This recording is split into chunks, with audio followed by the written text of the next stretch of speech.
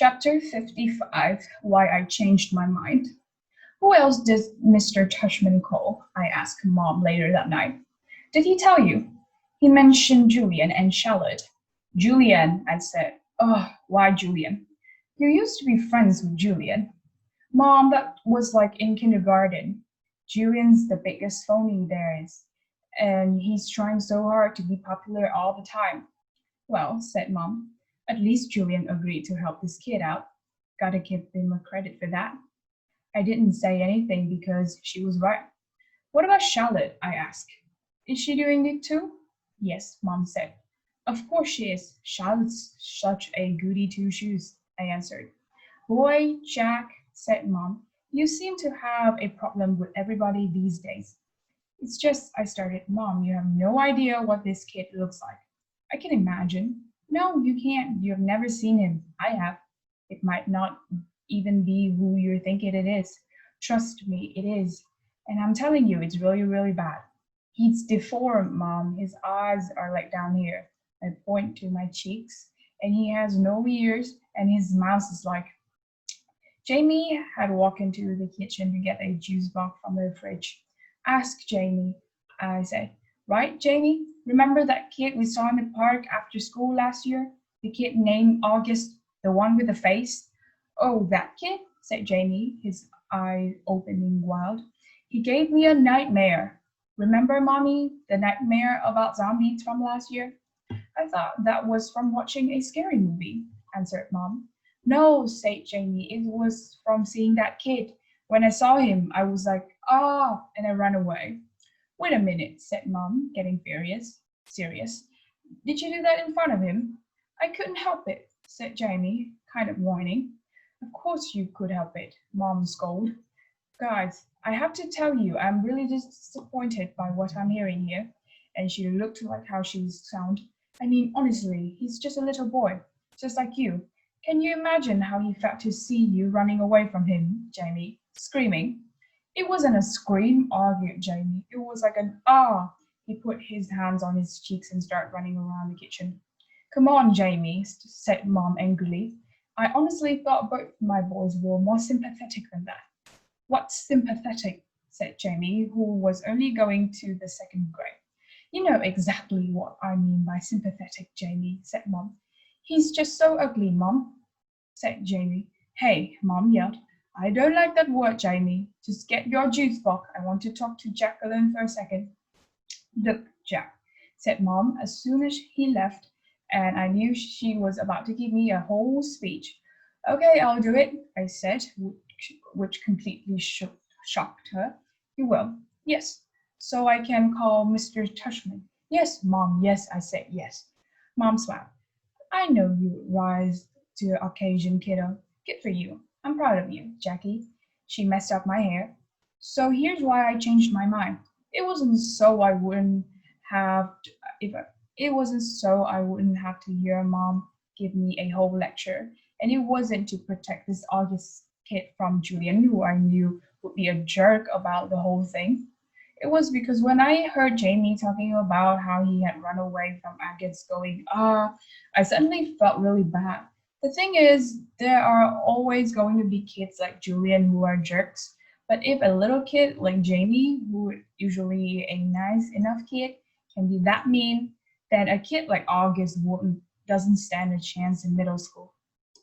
In the fifth grade, while I against the war, and I got to choose anyone I wanted to hang out with, I would choose August.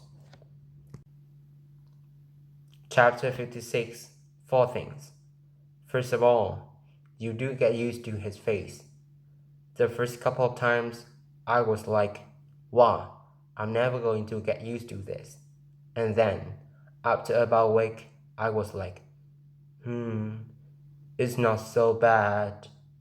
Second of all, he's actually a really cool dude. I mean, he's pretty funny. Like, the teacher whispers something, and August will whisper something funny to me that no one else hears, and totally make me crack up. He's also just overall a really nice kid. Like, he's easy to hang out with and talk to and stuff. Third of all, He's really smart. I thought he'd be behind everyone because he hadn't gone to school before. But in more things, he's way ahead of me. I mean, maybe not as much as Charlotte or Seminar, but he's up there. And unlike Charlotte or Seminar, he lets me cheat off of him if I really need to, though I've only needed to a couple of times. He's also let me copy his homework once, though we both got in trouble for it after class. The two of you got the exact same answers wrong on yesterday's homework, Miss Rubin said, looking at both of us like she was waiting for an explanation. I didn't know what to say because the explanation could have been, "Oh, that's because I copied August's homework." But August lied to protect me. He was like, "Oh, that's because we did our homework together last night," which wasn't true at all. Wow, doing homework together is a good thing, Miss Rubin answers. But you're supposed to still do it separately. Okay? You could work side by side if you want, but you can't actually do your homework together. Okay? Got it? After we left the classroom, I said, "Dude, thanks for doing that." And his were like, "No problem." That was cool. Fourthly, now that I know him, I would say I actually do want to be friends with August. At first, I admit it, I was only friendly to him because of Mr. Touchman asked me to be especially nice and all that. But now, I was true to hang out with him. He laughs at all my jokes, and I kind of feel like I can tell August anything. Like, he's a good friend. Like, with all the guys. 57. Ex-friends. Bleeding Scream, what the heck? Summer Dawson has always been a bit out there, but this was too much. All I did was ask her why August was acting like he was mad at me or something. I feared she would know, and all she says was, Bleeding Scream. I don't even know what that means. It's so weird because one day me and August are friends, and the next day, whoosh, he was hardly talking to me, and I haven't the slightest idea why. When I said to him, Hey August, you mad at me or something? He shrugged and walked away, so I would take that as a definite yes. And since I know for a fact that I didn't do anything to him to be mad about, I figured Summer could tell me what's up, but all I got from her was bleeding scream. Yeah, big cap. Thanks, Summer. You know, I've got plenty of other friends in school, so if August wants to officially be my ex-friend, then fine. That's okay by me. See if I care. I've started ignoring him like he's ignoring me in school now. This is actually kind of hard since we sit next to each other in practically every class. Other kids have noticed and have started asking me if me and August have had a fight. Nobody asks August what's going on. Hardly anyone ever talks to him anyway. I mean, the only person he hangs out with other than me is Summer. Sometimes he hangs out with Red Kingsley a little bit, and the two Maxes got him playing Dungeons and Dragons a couple of times recently. Charlotte, for all her goody two-shoeing, doesn't ever do more than not hello when she's pushing him in the hallway. And I don't know if everyone's still playing the plaque behind his back because no one ever really told me about it directly. But my point is that it's not like he has a whole lot of other friends he could hang out with instead of me. If he wants to diss me, he's the only one who loses, not me. So this is how things are between us now. We only talk to each other about school stuff if we absolutely had to. Like I would say, what did Rubin say the homework was? And he will answer. Or he will be like, can I use your pencil sharpener? And I will get my sharpener out of my pencil case for him. But as soon as the bell rings, we go our separate way. Why this is good is because I get to hang out with a lot more kids now. Before, when I was hanging out with August all the times, kids were hanging out with me because they had to hang out with him, or they would keep things from me, like the whole thing about the plaque. I think I was the only one who wasn't in on it, except for Summer and maybe the D&D crowd. And the truth is, though nobody's that obvious about it, nobody wants to hang out with him. Everyone way too hung up on being in the popular group, and he's just as far from the popular groups as you can get. But now I can hang out with everyone I want. If I wanted to be in the popular group, I could totally be in the popular group. Why this is bad is because, well, I don't actually enjoy hanging out with the popular group that much. And B, I actually like hanging out with August. So this is kind of messed up, and it's all August's fault. Chapter 58 Snow. The first snow of winter hit right before Thanksgiving break. School was closed, so we got an extra day of vacation. I was glad about that because I was so bummed about this whole August thing, and I just want some time to chill out without having to see him every day. Also, waking up to a snow day is just about my favorite thing in the world. I love that feeling when you first open your eyes in the morning and you don't even know why everything seems different than usual. Then it hits you. Everything is quiet. No cars honking, no buses going down the street. Then you run over to the window, and outside everything is covered in white. The sidewalks, the trees, the cars on the street, your window panes. And when that happens on a school day and you find out your school is closed, well, I don't care how old I get, I'm always going to think that is the best feeling ever in the world. And I'm never going to be one of those grown-ups that use umbrella when it's snowing, ever. Dad's school was closed too, so he took me and Jamie sledding down Skeleton Hill in the park. They say a little kid broke his neck while sledding down that hill a few years ago, but I don't know if it is actually true or just one of those legends.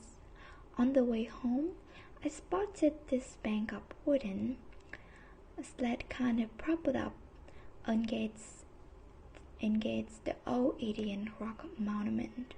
Dad said to leave it. It was just a garbage, but something told me it would make the greatest sled ever. So Dad let me drag it home, and I spent the rest of the day fixing it up. I super glued the broken sled together and grabbed some heavy-duty white duct tape around them for extra string. Then I spray painted the whole thing white with the paint I had gotten for alabaster spins I was making for Egyptian museum project. When it was all dried, I painted linings in gold letters on the middle piece of wood, and I made a little lightning bolt symbol above the letters. It looked pretty professional, I have to say. That was like, wow, Jackie, you were right about the sled. The next day, we went back to Skeleton Hill with Lightning. It was the fattest thing ever I've ridden, so much faster than a plastic sled I've been using.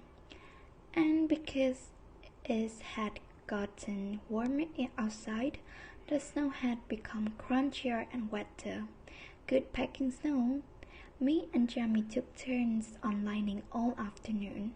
We were in the park until our fingers were frozen and our lips had turned a little blue. Dad practically had to drag us home.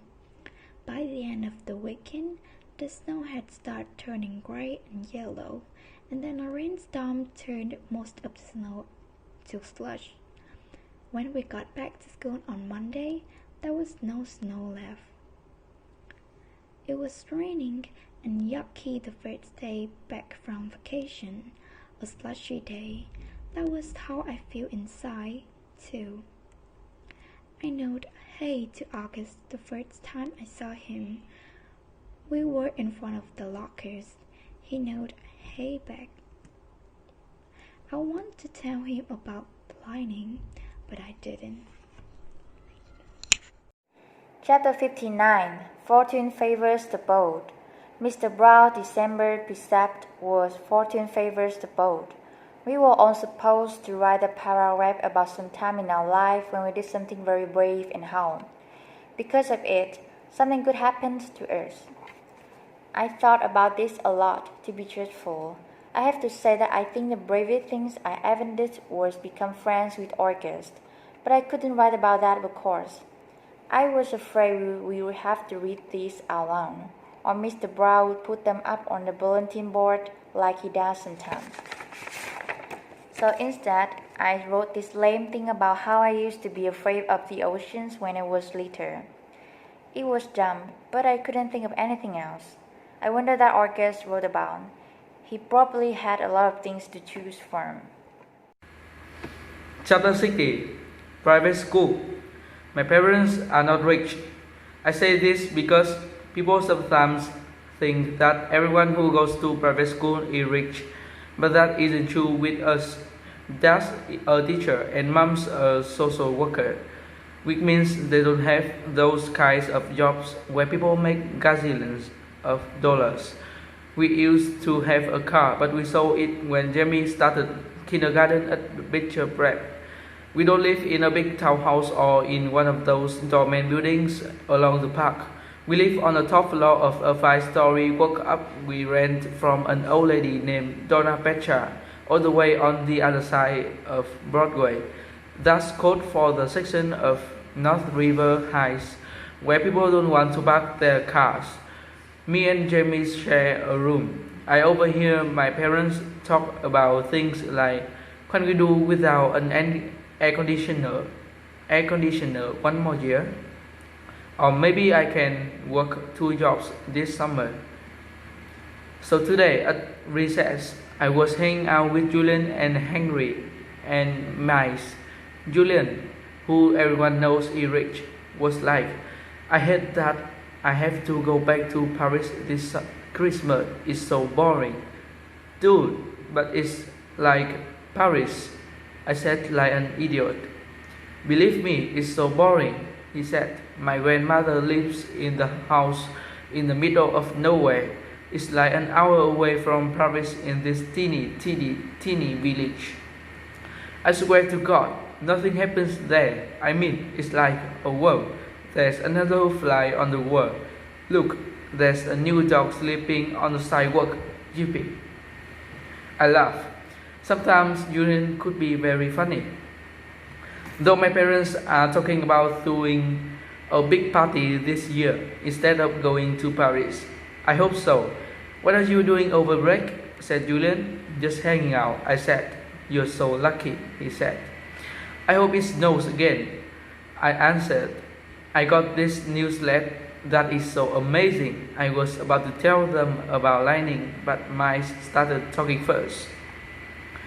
I got a new sled too, he said. My dad got it from Amateur Chamber.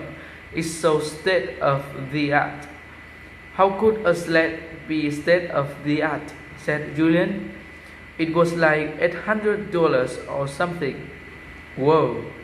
We should all go sledding and have a race down Skeleton Hill, I said. That hill is so slim, answered Julian. Are you kidding? I said. Some kid broke his neck there. That's why it's called Skeleton Hill. Julian narrowed his eyes and looked at me like I was the biggest moron in the world.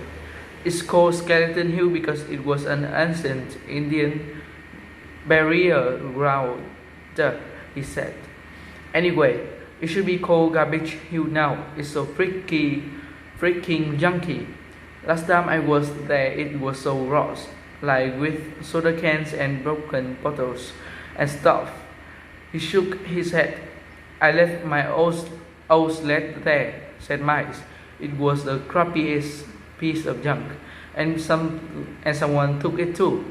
Maybe a hobo wanted to go sledding, laughed Julian. But where did you leave it? I said. By the big rock at the bottom of the hill, and I went back the next day and it was gone. I couldn't believe somebody actually took it. Here's what we can do, said Julian. Next time it snows, My dad could drive us all up to this golf course in Westchester that makes Skeleton Hill look like nothing. Hey Jack, where are you going? I had to start to walk away. I have got to get a book out of my locker. I lied. I just wanted to get away from the fast. I didn't want anyone to know that I was the hobo who had taken the sled. Chapter 61 In Science. I'm not the greatest student in the world. I know some kids actually like school, but I honestly can't say I do. I like some parts of school, like PE and computer class, and lunch and recess. But all in all, I'd be fine without school. And the thing I hate the most about school is all the homework we get. It's not enough that we have to sit through class after class and try to stay awake while they fill our heads with all this stuff we will probably never need to know, like how to figure out the surface area of a cube or what the difference is between kinetic and potential energy. I'm like, who cares? I've never ever heard my parents say the word kinetic in my entire life. I hate science the most out of my classes. We get so much work. It's not even funny. And the teachers, Miss Rubin, is so strict about everything. Even the way we write our headings on the top of our papers. I once got 2 points off a homework assignment because I didn't put the date on top. Crazy stuff. When me and August were still friends, I was doing okay in science because August sat next to me and always let me copy his notes. August has the neatest handwriting of anybody I've ever seen who's a boy.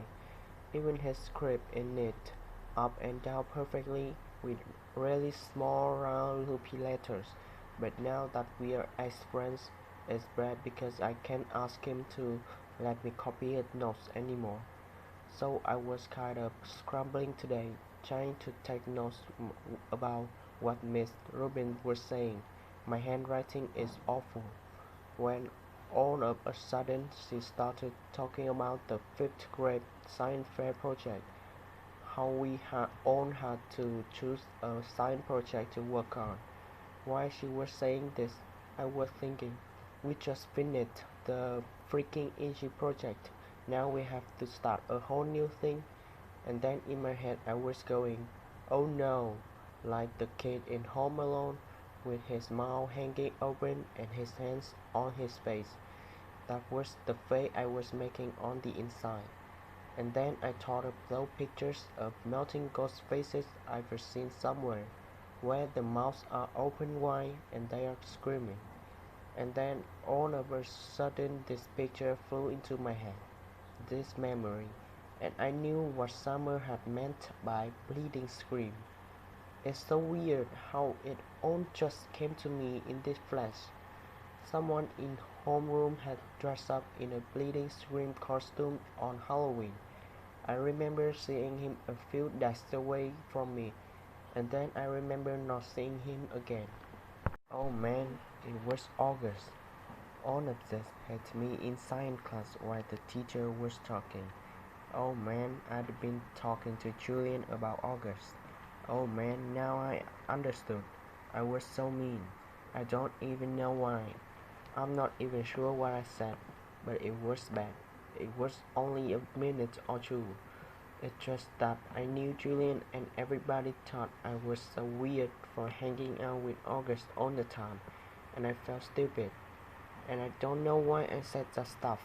I just was going along. I was stupid. I am stupid. Oh God, he was supposed to come as Papa Fett. I would never have said that stuff in front of Papa Fett, but that was him. That bleeding scream sitting at the desk looking over at us.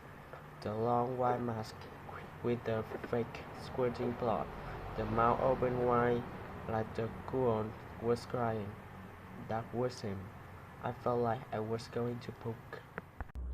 Chapter 63 Detention. Some things you just can't explain, you don't even try. You don't know where to start, and your sentences would jumble up like a jet knot if you open your mouth. Any words you use would come up wrong. Jack, this is very, very serious, Mr. Tashman was saying. I was in his office, sitting on a chair across from his desk and looking at the picture of a pumpkin on the wall behind him. Kids get expelled for this kind of thing, Jack. I know you're a good kid, and I don't want that to happen. But you have to explain yourself. That is so not like you, Jack, said Mum. She had come from work as soon as they had called her. I could tell she was going back and forth between being really mad and really surprised. I thought you and Julian were friends, said Mr. Tashman. We are not friends, I said. My arms were crossed in front of me. But to punch someone in the mouth, Jack, said Mum, raising her voice. I mean, what were you thinking? She looked at Mr. Tashman. Honestly, he's never hit anyone before. He's just not like that. Julian's mouth was bleeding, Jack, said Mr. Tashman. You knocked out a tooth. Did you know that? It was just a baby tooth, I said. Jack, said Mum, shaking her head. That's what Nurse Molly said. You're missing the point, Mum yelled. I just want to know why, said Mr. Tashman, raising his shoulders. It just make everything worse, I sighed. Just tell me, Jack. I shrugged but didn't say anything. I just couldn't. If I told him that Julian had called August a freak, then he'd go talk to Julian about it. Then Julian would tell him how had I bad-mouthed August too, and everybody would find out about it. Jack, said Mum. I started to cry. I'm sorry. Mr. Tashman raised his eyebrows and nodded, but he didn't say anything. Instead, he kind of blew into his hands, like you do when your hands are cold. Jack, he said, I don't really know what to say here. I mean, you punch a kid. We have rules about that kind of thing, you know? Automatic expulsion. And you're not even trying to explain yourself. I was crying a lot by now, and the second Mum put her arms around me. I started to bawl. Let's, said Mr. Tashman, taking his glasses off to clean them. Let's do this, Jack. We are out for winter break as of next week anyway. How about you stay home for the rest of this week? And then after winter break, you will come back and everything will be fresh and brand new. Clean slate, so to speak. Am I being suspended? I sniffed. Well, he said, struggling. Technically, yes, but it's only for a couple of days, and I'll tell you what. While you are at home, you take the time to think what's happened. And if you want to write me a letter explaining what happened and a letter to Julian apologizing, then we won't even put any of this in your permanent record, okay? You go home and talk about it with your mom and dad, and maybe in the morning you will figure it all out a bit more. That sounds like a good plan, Mr. Tashman said, Mum nodding. Thank you. Everything is going to be okay, said Mr. Tashman, walking over to the door, which will close. I know you're a nice kid, Jack, and I know that sometimes even nice kids do dumb things, right? He opened the door. Thank you for being so understanding, said Mum, shaking his hand at the door. No problem. He leaned over and told her something quietly that I couldn't hear. I know, thank you, said Mum, nodding. So, Kaido, he said to me, putting his hands on my shoulders. Think about what you've done, okay? And have a great holiday. Happy Chanukah, Merry Christmas, Happy Kwanzaa. I whipped my nose with my sleeve and started walking out the door. Say thank you to Mr. Tashman, said Mum, tapping my shoulder. I stopped and turned around, but I couldn't look at him. Thank you, Mr. Tashman, I said. Bye, Jack, he answered. Then I walked out the door.